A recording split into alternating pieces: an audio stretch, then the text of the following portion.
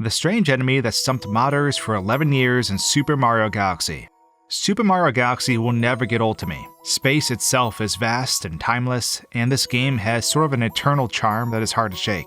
Now, with that said, it's also not surprising that with a game with worlds as large as Super Mario Galaxy, that you'll have tons of things to continually figure out. I mean, there's over 100 different unused objects in the game that modders have slowly been tinkering with over the past decade and a half. And some of these original discoveries have been revisited, leading to some pretty remarkable findings. This is the story of a very large enemy whose purpose was lost, only for modders to realize what it truly was years later. Sometimes a second look will reveal things you missed before. So, I hope you enjoy this look back. If there was one type of mission in Super Mario Galaxy that I strongly disliked, it was the Star Ball missions. Mario and Luigi hop into this ball, roll it through the course, and collect the star at the end.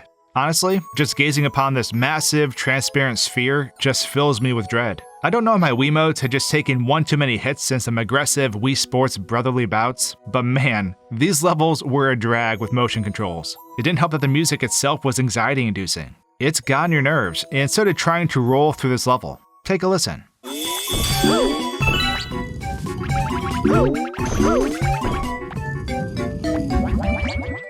Truthfully, whoever came up with the music track did a good job of capturing the mood. A mood full of pure, unrelenting suffering. Now I promise there's a reason I bring all this up, and we'll be coming back to this in a moment. But for now, we're heading to the past for when some discoveries were made relating to unused objects found in Super Mario Galaxy. Back in 2010, only a few years after Super Mario Galaxy came out, lots of discoveries were hitting the web. Data miner Peardian, a name you may recognize from my Lost Race video, had been updating the cutting room floor quite a lot with new discoveries. And that's where the dragon head flower first made its appearance. This strange flower, which looked like a weird variant of a large-sized baby piranha plant, was quite the find. It had eyes like the younger version of the enemy, yet the scale was massive. The original notes posted read as follows, quote, "This massive flower monster could easily fit Mario in its mouth, and that's just what it tries to do. It has animations for eating someone and spitting them out upwards. Its 3 leaves rotate like a propeller." End quote. At first glance, one might think this is an enemy, given that most of the time plants with giant mouths try to hurt Mario or Luigi. But even though there are animations associated with this giant plant, it was a bit of a mystery as to how it actually fit in. The animations were very telling, of course, as a lot could be inferred by what was happening. Did Mario or Luigi originally have to throw a shell into his mouth? Maybe it would try to eat us and shoot us out after we take damage. For a few years, there wasn't really any progress. When I asked Aurum, a passionate modder, about the object, he had a bit of a story to tell, as he and another modder eventually found out the truth behind the dragon head flower. He mentioned that it was long believed to just be a leftover unused model. Alongside Aurum, modders from the newer team had uploaded a video showcasing the model alongside many others that were unused in the game.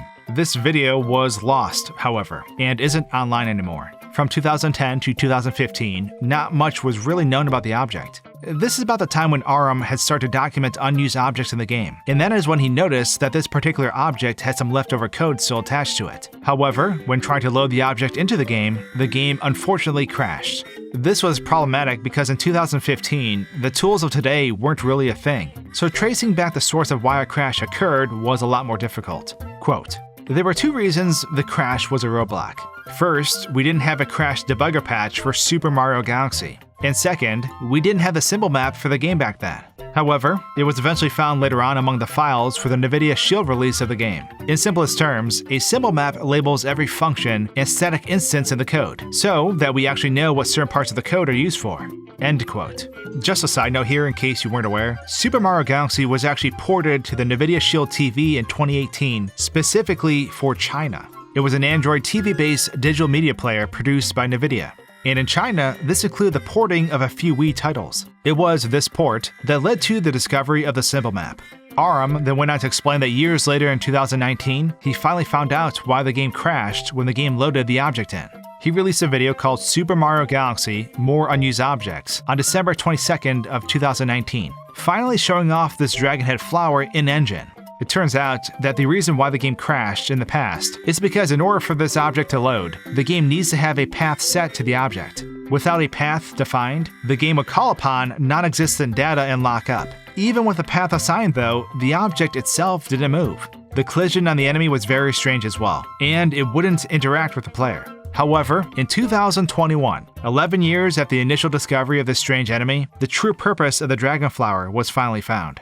And surprisingly, it was two individuals who stumbled upon the purpose around the same time. Both Aurum and a modder named Shibboleth were examining the object again separately, and they both realized something. The path that the object requires to function isn't for the movement of the flower itself, but rather it's a path for the object to emit. So that spitting animation was indeed for launching out our two plumber brothers, but not in the way you may think. Because when the object was set up before, it still could not interact with Mario or Luigi. Standing in front of it or jumping around did nothing. But this was because the player needed to be in a different state, a state suspended above an annoying starball. So it turns out the trigger for this flower is actually a starball. When the player comes near the flower while on the ball, they get gobbled up, and then the giant flower will send them rocketing upwards. This is what that path is for. It's the path that the player follows once they are shot out of the object. The flower is giant and circular because it's meant to hold a starball within its mouth. In the modern version of the game, it seems this mechanic was replaced. If we boot up Rolling Green Galaxy, we have these holes that the ball is supposed to fall into.